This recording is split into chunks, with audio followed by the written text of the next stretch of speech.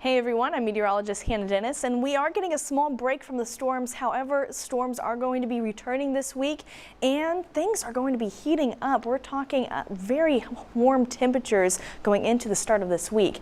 Now, this is going to look at futurecast going from tonight at 6 p.m. You can see those clouds move out of the state, and then we'll get some partly cloudy skies for most of the day on Monday. We could see a pop-up shower or two, but then things kind of change going into Tuesday. Tuesday at 4 a.m. you see this cluster of storms does miss Iowa. However, we don't get to have a complete break from the storms on Tuesday. You can see by 7 p.m.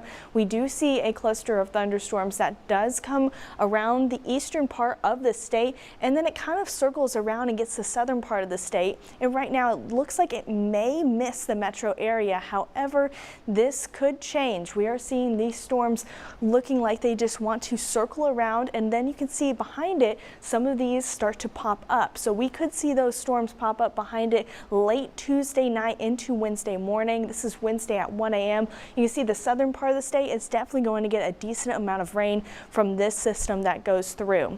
Now, as far as severe weather goes, tonight no risk at all. Monday we could see some pop-up storms. Those have a chance to turn strong to severe, but that risk is very low. Tuesday though, that's when things change a little bit. We have a better chance of possibly seeing some stronger to severe storms. You can see that level 2 risk is in most of Iowa, but there is a chance that we may not see any of those severe storms as they get closer to that day.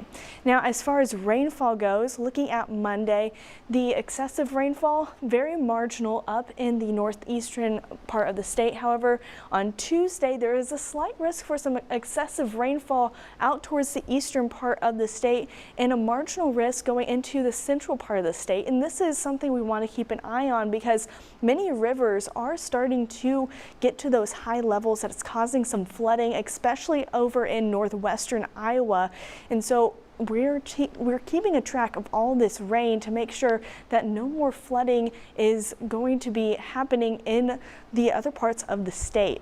Now, as far as any watches, warnings, and advisory for the state, there is a heat advisory because, like I said, we're going to be warming up. We're going to be seeing those warmer temperatures, but right now that heat advisory is for the western part of the state. They are going to be seeing those really warm temperatures, and it lasts all the way until 7 a.m. on Tuesday. So we could be seeing those temperatures start to really heat up. You can see Monday and Tuesday, when those mid to upper 90s, heat indexes in the hundreds. Those are going to be the worst days to go outside because it's just not going to feel good. But then after we get past Tuesday, things level off in those temperatures. We get to see the 80s again. Friday does get a little bit up there with that heat index, but it is still not going to be as bad as a day as Monday and Tuesday are. Those are going to be very hot, pretty humid. It's just not going to be nice outside.